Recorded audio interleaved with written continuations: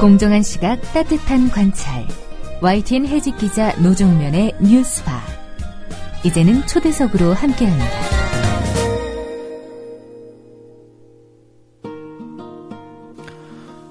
최근 12.6을 전후에 박정희 전 대통령을 찬양하고 유신시대와 독재를 미화하는 사례가 잇따랐습니다.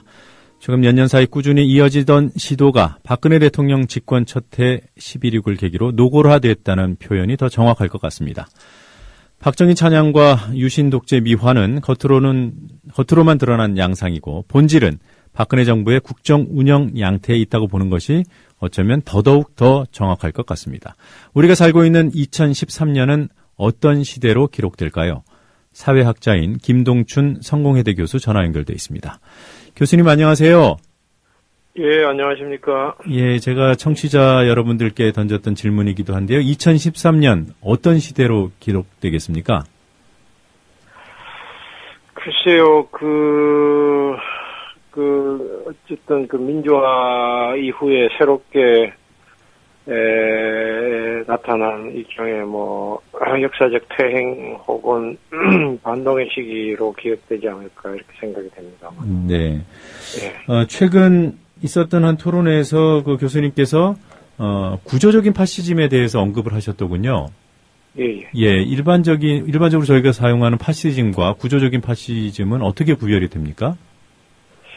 1945년 이전에 존재했던 그 나치 히틀러와 이탈리아의 이 파시즘은 일종의 역사적 파시즘이라고 볼 수 있고요. 네.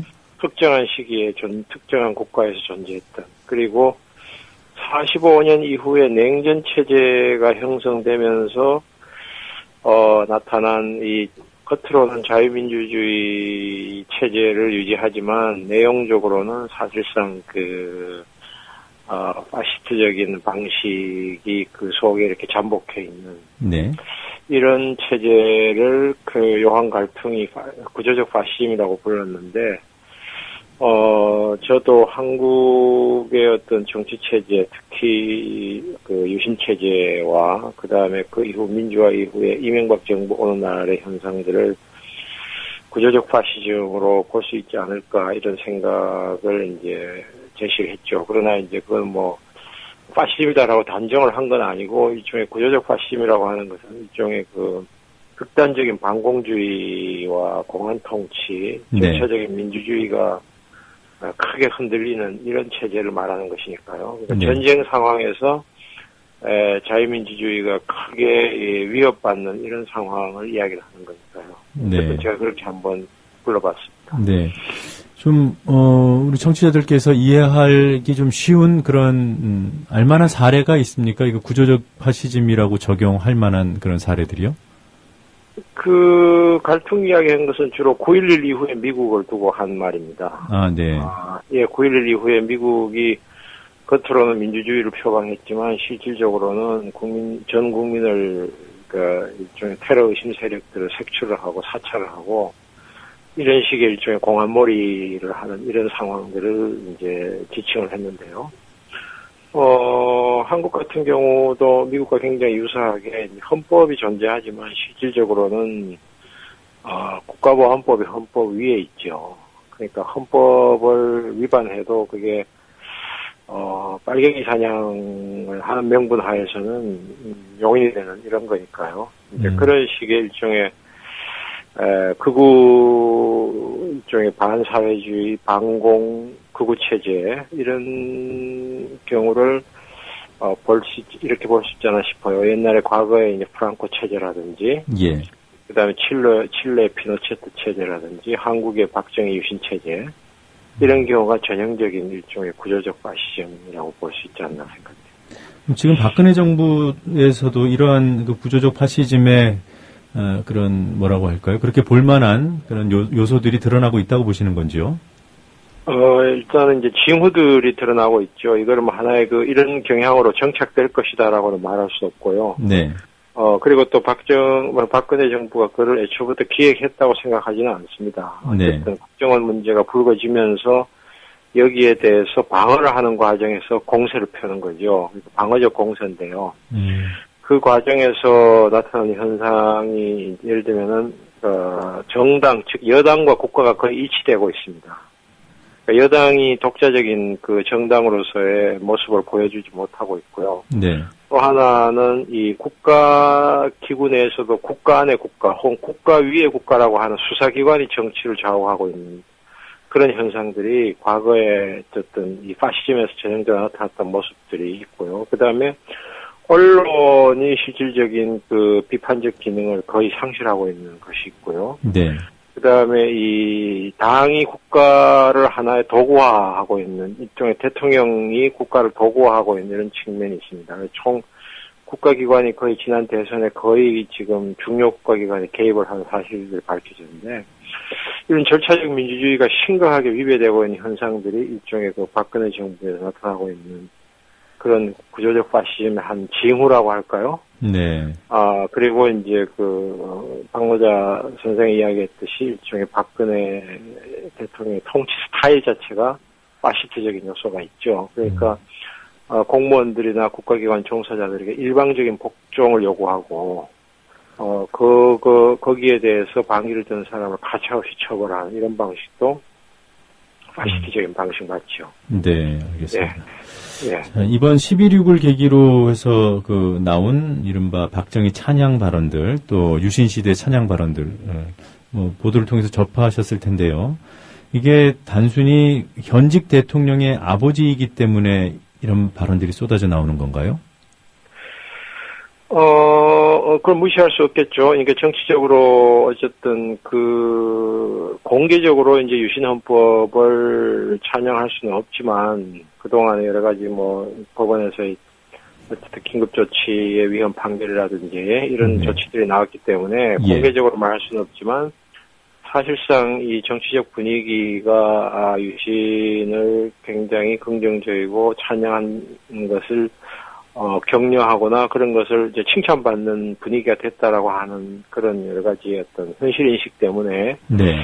이런 발언들이 나온 것 같아요. 그러나 단순히 이제 현직 대통령의 아버지이기 때문에 그런 것 같지는 않고 이미 민주화 이후에 93년 4년에 김영삼 정부 때부터 이미 나왔던 일종의 박정희 부활의 한 큰 흐름 속에 있죠. 그러니까 네. 민주화에 두려움을 느낀 이제 구보수 세력들이 기댈 수 있는 거의 유일한 언덕이 박정희 경제성장의 신화 아닙니까? 네. 그때부터 거의 한 20년 동안 위기에 몰릴 때마다 나왔던 것이 박정희 담론입니다. 그래서 박정희는 박정희 정권의 실제 성과와 관계없이 민주화 이후에 일종의 위기를 느낀 보수 세력들의 정치적 필요에 의해서 계속 불러줘 호명되는 거라고 볼 수 있습니다. 네. 그러니까 박정희라는 기호를 계속 활용을 하는 것이죠. 현재 자신들의 입지를 위해서. 네. 그렇게 볼 수 있겠습니다. 그것이 이제 최근 정치 상황과 맞물려서 조금 더 부각되고 있는 그런 형국으로 보시는 건가요?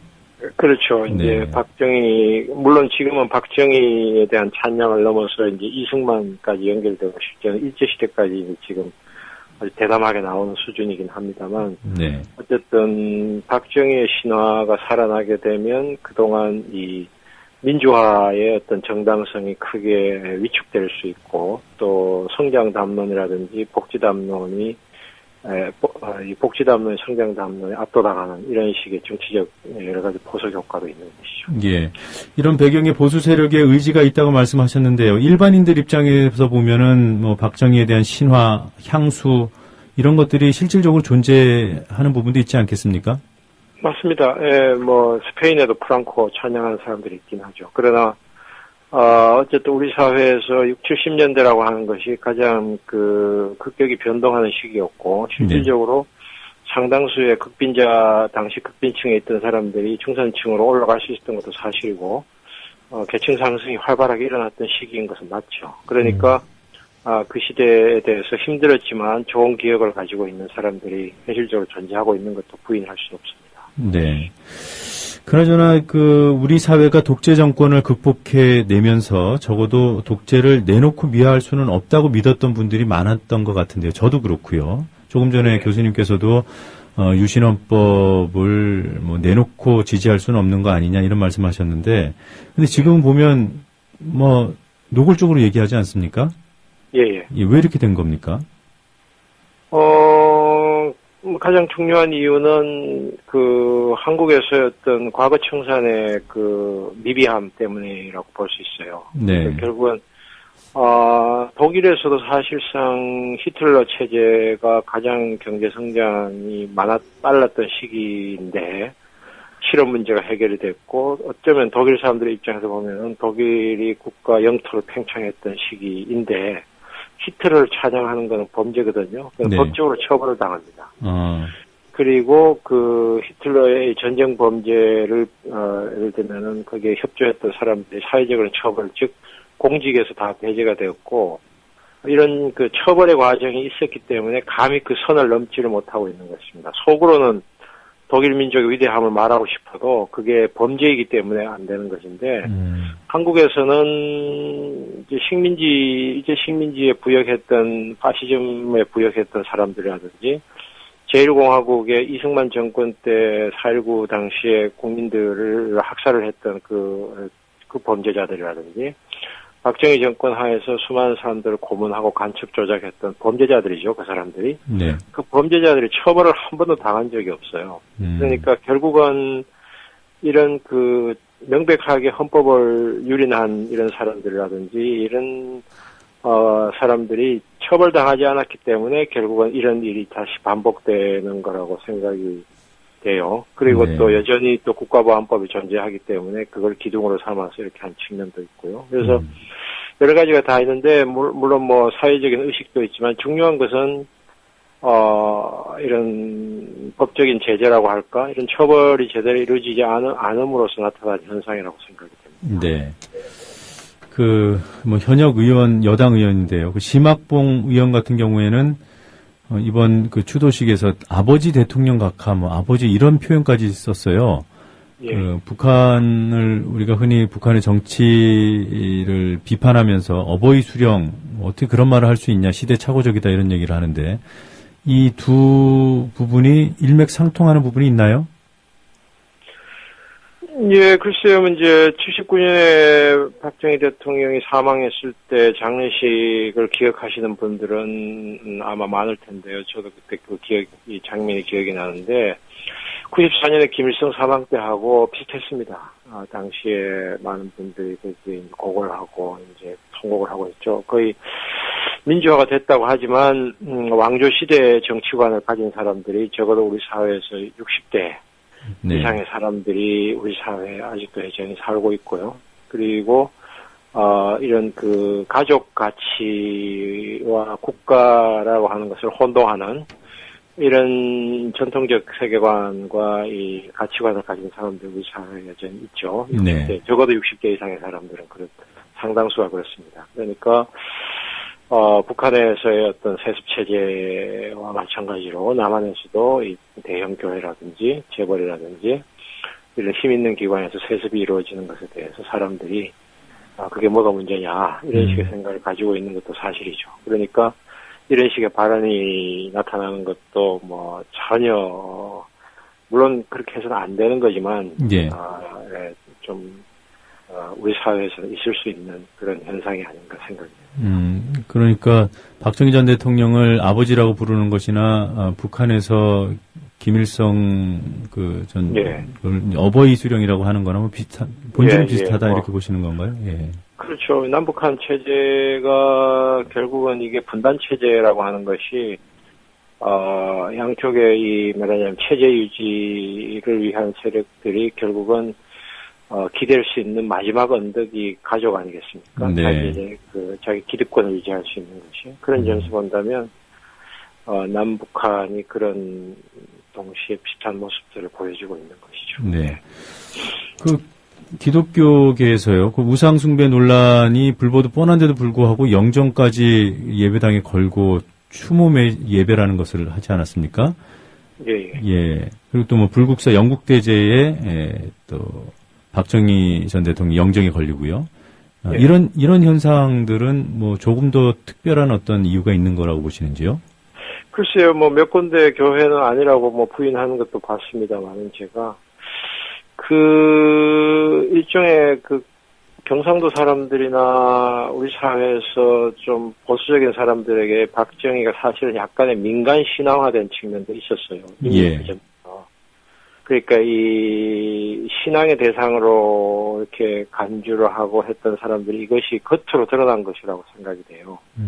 그러니까 뭐 불교계나 기독교라고 하는 게 기본적으로 신앙인들이 가지고 있는 종교적 멘탈리티가 있는 거거든요. 그 네. 종교적 멘탈리티가 일종의 영웅숭배적인 사고가 과거에는 그게 뭐 노골적으로 드러내기가 참 뭐했지만 이게 이제 정치적 분위기에 편승해서 일종의 자신감을 가지고 겉으로 드러난 거겠죠. 그러니까 우리 사회에서 이 보수화에는 일종의 이제 이 종교적인 심성을 가진 사람들의 어떤 맹목적인 현실 긍정적인 사고가 깔려 있는데 그게 이제 이런 형태로 표출된 것 같습니다. 네.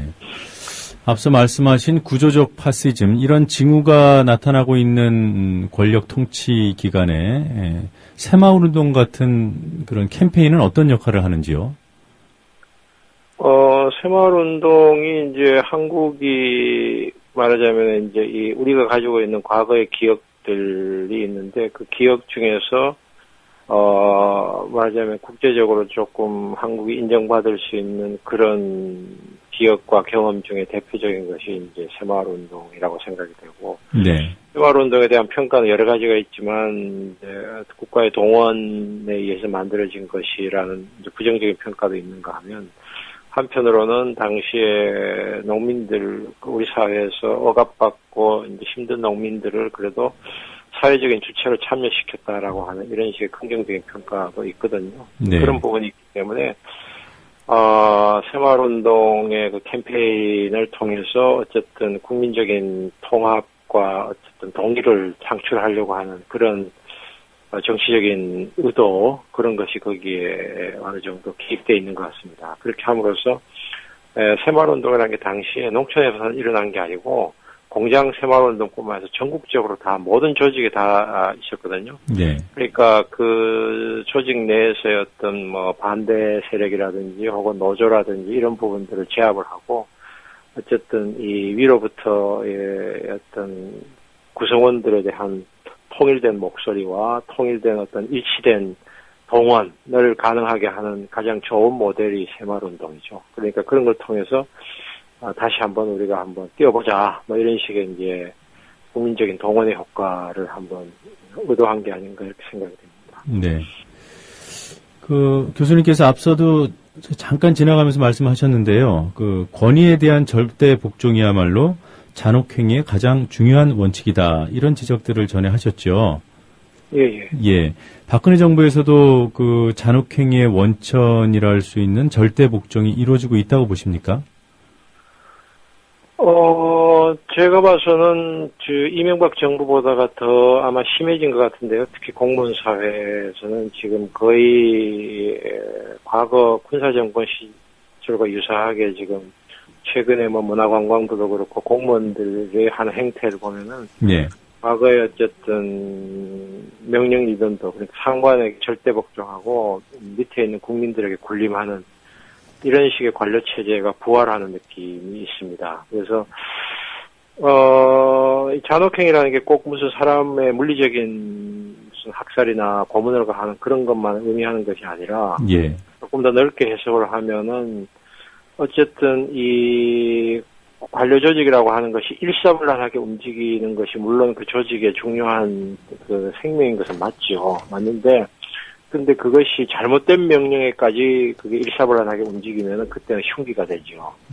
그 대표적인 경우가 이제 일본 아닙니까? 일본이란 과거에 45년 전, 이 45년 전에 일본이라고 하는 그 개개인으로서 일본은 대단히 훌륭한 시민들인 거 맞지만 조직에 절대 복종하는 일본인들이 그 조직의 명령자가 잘못된 명령, 범죄적인 명령을 내릴 때 그 조직은 엄청난 흉기가 돼가지고 수많은 사람들을 고통에 빠뜨리는 그런 흉기가 된 경험이 있죠. 네. 우리나라도 과거의 군사정권 하에서 실제로 그러했고요. 이명박 정부 하에서 그런 모습들이 좀 나타났는데 경찰이라든지 이런 조직에서 그래서 그 조직에 대해서 잘못된 명령에 대해서 반기를 든 사람을 가차없이 쫓아내고 하지 않았습니까? 최수창 성북경찰서장 같은 사람들요. 네. 그러니까 현 정부에 들어와서는 비록 이제 권은희 과장 같은 사람들이 그런 문제를 폭로를 해서 여러 사람들에게 좀 좋은 귀감이 되고 있는 것도 사실이지만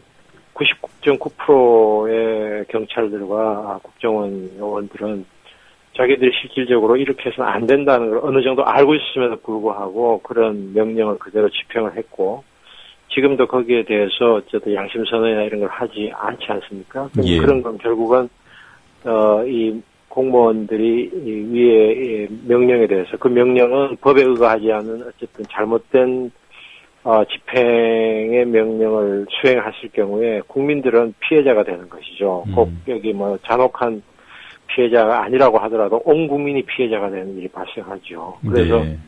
그 점에서 본다면 박근혜 정부에서는 이제 이명박 정부보다 오히려 더 나빠진 것 같습니다. 네. 그래서 이런 뻔때를 확실하게 지금 보여주고 있는 것 같아요. 그래서 복종하는 사람들에게는 무조건 승진을, 그리고 반기를 드는 사람에게는 가차없는 처벌을 함으로써 일사불란하게 움직이게 하는 통치의 효과는 있지만 국민들에게는 악몽이죠. 네. 네. 그러니까 최근 검찰에서 있었던 검찰총장 사퇴, 그리고 수사팀장, 국정원 수사팀장 교체 이런 것들도 같은 맥락인 것 같군요. 그렇죠. 예. 예, 찍어내기, 이른바 찍어내기인데, 어쨌든, 직업적 소신 혹은 그 자기가 가지고 있는 그 임무에 대한 자존감 혹은 임무에 대한 충실한 수행보다는 명령에 대한 복종을 우선시하는 거죠. 두 개의 원칙이 만약에 충돌할 때, 네. 상관의 명령과 자기가 그 직업인으로서 그 일의 임무를 제대로 완수하는 그런 두 가지의 상황에 직면하게 되었을 때 네네. 어떤 걸 선택해야 되는가라고 하는 건 누구나 고민하게 되지 않습니까? 예. 그런데 우리 국민의 눈으로 본다면은 어쨌든 이번에 검찰의 어쨌든 국정원 수사는 그건 검찰의 임무를 다하는 거라고 생각하는데 그거를 이런저런 이유로 사적인 뭐 사생활 이유를 들이대가지고 찍어내기 하고 결국은 복종할 수 있는 사람을 그 자리에 앉힌다는 것인데 그렇게 되면은 그 사람들이 원하는 대로 수사가 중단이 되겠죠. 그런 결과를 국민들에게는 그건 엄청난 불행이고 국가의 불행을 초래하게 되는데 그 조직 즉 현재의 정권을 유지하는 사람들에게 대해서는 더없이 효율적인 체제가 되는 것이죠. 예, 그러게요. 뭐 평검사들 반발 한 번 없이 수사팀장이 교체되는 것을 보면서 지금 교수님 말씀하신 이 공무원 사회의 절대 복종 분위기 그것의 심각성을 한번 생각해 볼 수 있을 것 같습니다. 예. 얼마 전에 27일이었는데요. 박근혜 대통령이 검찰총장 내정자를 발표하고 김진태 내정자 발표하고 그래서 그것 때문에 PK 편중 인사 논란이 일지 않았습니까? 예. 예, 그런데 그날 바로 오후에 프로야구장으로 달려가서 시구를 했어요. 예. 예, 이런 일정도 어떤 통치 스타일, 뭔가 고려가 있었던 통치 스타일로 보십니까? 모르겠습니다. 그거는 뭐 고려가 있었겠죠. 당연히 대통령이 어디를 가고 누구와 만나는 거는 가장 중요한 통치인데 어쨌든 프로야구장에 가서 시구를 하는 것은 국민들과의 친화력이나 혹은 굉장히 소프트한 이미지를 주는 거니까요. 네. 그걸 통해서 어쨌든 인사에 대한 여러 가지의 반발을 희석시키는 효과도 있을 테고 또 스포츠를 좋아하는 지금 굉장히 많은 국민들이 있지 않습니까? 네. 그 사람들에게 호감을 주는 효과도 있는 것이고요. 통치한 방법이라고 생각합니다. 아마 뭔가 예, 그런 것 같습니다. 뭐 이렇게 복잡한 전국에서 자신감을 보여주는 그런 효과도 있겠죠. 물론 그럴 것 같습니다. 네.